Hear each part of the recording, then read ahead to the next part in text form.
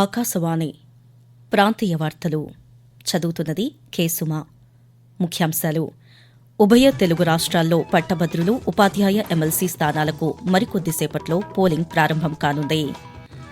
ఆంధ్రప్రదేశ్లో ఆలయాల అభివృద్దిపై ఎన్డీఏ కూటమి ప్రభుత్వం ప్రత్యేక దృష్టి సారించిందని ముఖ్యమంత్రి నారా చంద్రబాబు నాయుడు పేర్కొన్నారు. తెలంగాణలో చేపడుతున్న ప్రాజెక్టులకు సహాయం అందించాలని ముఖ్యమంత్రి రేవంత్ రెడ్డి ప్రధానమంత్రి నరేంద్ర మోదీని కోరారు.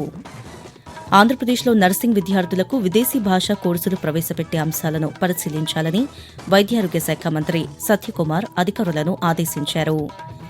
శ్రీశైలం ఎడమగట్టు కాలువ సొరంగంలో సహాయక చర్యలు పూర్తి చేస్తామని తెలంగాణ రహదారులు, భవనాల శాఖ మంత్రి ఉత్తమ్ కుమార్ రెడ్డి తెలిపారు. వార్తల వివరాలు: ఆంధ్రప్రదేశ్లోని 2 పట్టభద్రులు, 1 ఉపాధ్యాయ ఎమ్మెల్సీ స్థానాలకు ఈరోజు ఎన్నికలు జరుగుతున్నాయి. గుంటూరు కృష్ణ, ఉభయ గోదావరి పట్టభద్రుల ఎమ్మెల్సీ స్థానాలకు విశాఖ, విజయనగరం, శ్రీకాకుళం ఉపాధ్యాయ ఎమ్మెల్సీ స్థానానికి పోలింగ్ జరగనుంది. ఈ ఓటింగ్ ప్రక్రియకు అధికారులు అన్ని ఏర్పాట్లు చేశారు. ప్రతి పోలింగ్ కేంద్రాల్లో ఎన్నికల అధికారుల వెబ్కాస్టింగ్ చేస్తున్నారు. పట్టభద్రుల ఎమ్మెల్సీ ఎన్నికల్లో మొత్తం 6,62,100 మంది ఓటర్లు తమ ఓటు హక్కును వినియోగించుకోనున్నారు. కాగా ఎన్నికల ఏర్పాట్లపై కృష్ణా జిల్లా కలెక్టర్ డీకే బాలాజీ పాత్రికేయులతో మాట్లాడుతూ, పట్టభద్రుల నియోజకవర్గంకు సంబంధించి కృష్ణా జిల్లాలో ద్వైవార్షిక ఎన్నికలు ప్రశాంతమైన వాతావరణంలో జరిపించడానికి అన్ని ఏర్పాట్లు చేయడం జరిగింది. సో పోలింగ్ అనేది 27వ తేదీ మీ అందరికీ తెలుసు. మార్నింగ్ 8 AM నుంచి సాయంత్రం 4 గంటల వరకు ఉంటుంది. కృష్ణా జిల్లాలో టోటలీ 77 పోలింగ్ కేంద్రాలు ఉండగా 31 పోలింగ్ కేంద్రాల లొకేషన్లు ఉన్నాయి. సో టోటల్ ఓటర్స్ వచ్చి 63,114. తెలంగాణలోని ఎమ్మెల్సీ స్థానాలకు ఈరోజు పోలింగ్ జరగనుంది. కరీంనగర్, నిజామాబాద్, ఆదిలాబాద్, మెదక్ పట్టభద్రుల ఉపాధ్యాయ ఎమ్మెల్సీ స్థానాలకు ఎన్నికలు జరుగుతాయి. దీంతోపాటు ఖమ్మం, నల్గొండ, వరంగల్ ఉపాధ్యాయుల స్థానానికి ఈ పోలింగ్ జరుగుతుంది. ఉదయం 8 గంటల నుంచి సాయంత్రం 4 వరకు 24 జిల్లాల పరిధిలో ఈ ఎన్నికలు జరుగుతున్నాయి. 2 ఉపాధ్యాయులు, 1 పట్టభద్రుల స్థానానికి నిర్వహించే ఈ ఎన్నికల కోసం ప్రతి 16 కిలోమీటర్లకు 1 చొప్పున 969 పోలింగ్ కేంద్రాలను ఎన్నికల సంఘం ఏర్పాటు చేసింది. ఆంధ్రప్రదేశ్లో ఆలయాల అభివృద్దిపై ఎన్డీఏ కూటమి ప్రభుత్వం ప్రత్యేక దృష్టి సారించిందని ముఖ్యమంత్రి నారా చంద్రబాబు నాయుడు తెలిపారు. గుంటూరు జిల్లా నంబూరులో జరిగిన ఒక ప్రైవేట్ కార్యక్రమంలో ముఖ్యమంత్రి మాట్లాడారు. రాష్ట్రంలో ఆధ్యాత్మిక పర్యాటకానికి ప్రాధాన్యతనిస్తూ చర్యలు చేపడుతున్నామని చెప్పారు.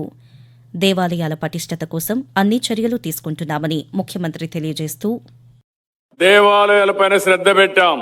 8 నెలల్లో మీరు చూస్తున్నారు, ప్రతి ఒక్క దేవాలయంలో పవిత్ర భావంతో పూజలు చేయడమే కాకుండా ఆలయాలన్నీ సమగ్రంగా పనిచేసే విధానానికి కూడా శ్రీకారం చుట్టామని చెప్పి కూడా మీకు తెలియజేస్తున్నారు.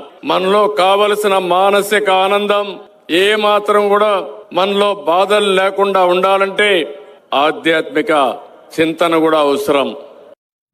ఢిల్లీలో పర్యటిస్తున్న తెలంగాణ ముఖ్యమంత్రి రేవంత్ రెడ్డి నిన్న ప్రధానమంత్రి నరేంద్ర మోదీతో సమావేశమయ్యారు. ఈ సందర్భంగా శ్రీశైలం సొరంగం ప్రమాద ఘటనను ప్రధానమంత్రికి వివరించారు. తెలంగాణలో చేపడుతున్న పలు ప్రాజెక్టులకు కేంద్ర ప్రభుత్వం సహాయం అందించాలని కోరారు. విభజన చట్టంలోని అపరిష్కృతంగా ఉన్న సమస్యలను పరిష్కరించాలన్నారు. రాష్ట్రానికి అన్ని విధాలుగా చేయూత అందించాలని విజ్ఞప్తి చేశారు. సమావేశం అనంతరం ముఖ్యమంత్రి పాత్రికేయులతో మాట్లాడుతూ 5 ప్రధాన అంశాలపై విజ్ఞప్తి చేసినట్లు చెప్పారు. మెట్రో విస్తరణ, regional ring road come rail project, dry port, రక్షణ రంగ ప్రాజెక్టులకు సహకరించాలని కోరినట్లు తెలిపారు. ఆకాశవాణి ప్రాంతీయ వార్తలు వింటున్నారు. ఆంధ్రప్రదేశ్లో నర్సింగ్ విద్యార్థులకు విదేశీ భాషా కోర్సులు ప్రవేశపెట్టే అంశాలను పరిశీలించాలని వైద్యారోగ్య శాఖ మంత్రి సత్యకుమార్ అధికారులను ఆదేశించారు. అమరావతిలోని రాష్ట సచివాలయంలో వైద్య శాఖ అధికారులతో సమీక్షా సమావేశాన్ని నిర్వహించారు. ఈ సందర్భంగా ఆయన మాట్లాడుతూ, విదేశాల్లో ఉద్యోగ అవకాశాలను సద్వినియోగం చేసుకోవడానికి నర్సింగ్ విద్యార్థుల కమ్యూనికేషన్ నైపుణ్యాలను మెరుగుపరిచేందుకు చర్యలు తీసుకుంటున్నామన్నారు. ఇందులో భాగంగా ఆంధ్రప్రదేశ్ నైపుణ్యాభివృద్ది సంస్థతో కలిసి విదేశీ భాషా కోర్సులు ప్రవేశపెట్టాలని ఆరోగ్య శాఖ ప్రణాళికలు రూపొందిస్తుందని అన్నారు. ప్రపంచంలోనే అతిపెద్ద ఆధ్యాత్మిక సమ్మేళనం మహాకుంభమేళా నిన్నటితో ముగిసింది. ఉత్తరప్రదేశ్ ప్రయాగ్రాజ్లో 45 రోజుల పాటు జరిగిన ఈ ఆధ్యాత్మిక కార్యక్రమంలో ఇప్పటి వరకు 66,21,00,000 మందికి పైగా భక్తులు పవిత్ర స్నానాలు ఆచరించారని అధికారులు తెలిపారు. మహాకుంభమేళాలో రాష్టపతి ద్రౌపది ముర్ము, ప్రధానమంత్రి నరేంద్ర మోదీ సహా పలువురు విదేశీ ప్రతినిధులు, వివిధ రాష్ట్రాల గవర్నర్లు, ముఖ్యమంత్రులు, కేంద్ర మంత్రులు పవిత్ర సంగమంలో స్నానాలు ఆచరించారు.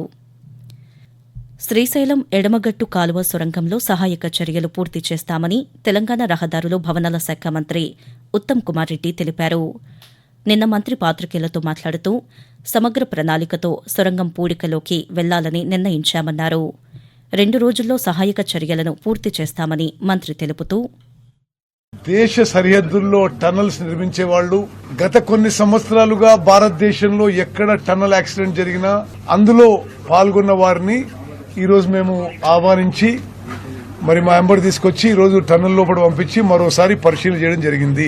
The best experts in India, serving and retired army officers, వాళ్ళని మేము ఆహ్వానించి వాళ్ళని కూడా ఈరోజు టనల్ లోపల పోయి బయటకు వచ్చి ఇప్పుడు వాళ్ళతో రివ్యూ చేసుకుని మేము నిర్ణయం తీసుకున్నాము.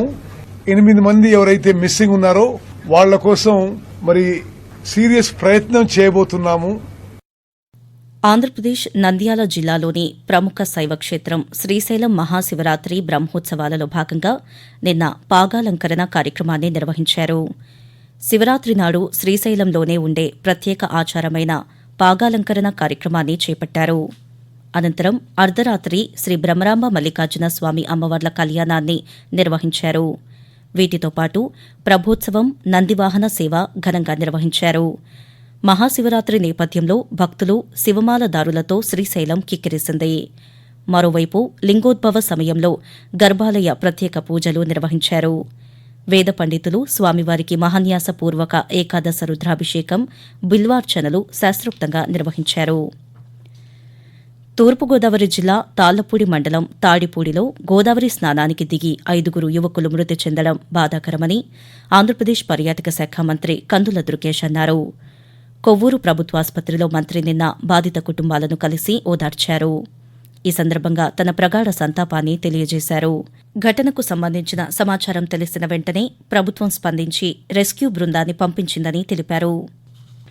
హైదరాబాద్లోని జలసౌధలో కృష్ణానది యాజమాన్య బోర్డు చైర్మన్ అతుల్ జైన్ నేతృత్వంలో నిన్న కేఆర్ఎంబీ సమావేశం జరిగింది. ఈ సమావేశంలో తెలంగాణ నీటిపారుదల శాఖ ముఖ్య కార్యదర్శి బి రాహుల్ పాల్గొన్నారు. ఈ సమావేశానికి ఆంధ్రప్రదేశ్ అధికారులు హాజరు కాకపోవడంతో ఈ రోజు మరోమారు సమావేశం కావాలని నిర్ణయించారు. శ్రీశైలం, నాగార్జున సాగర్ నుంచి మే వరకు 55 టీఎంసీల నీరు కావాలని ఇప్పటికే ఆంధ్రప్రదేశ్ ప్రభుత్వం ప్రతిపాదించగా, మే వరకు 63 టీఎంసీల నీరు కావాలని తెలంగాణ ప్రభుత్వం కృష్ణా బోర్డును కోరింది. స్వాతంత్ర పోరాట యోధుడు, విప్లవ సేనాని చంద్రశేఖర్ ఆజాద్ బలిదాన దినం సందర్భంగా ఈరోజు దేశ ప్రజలు ఆయనకు ఘనంగా నివాళులర్పిస్తున్నారు.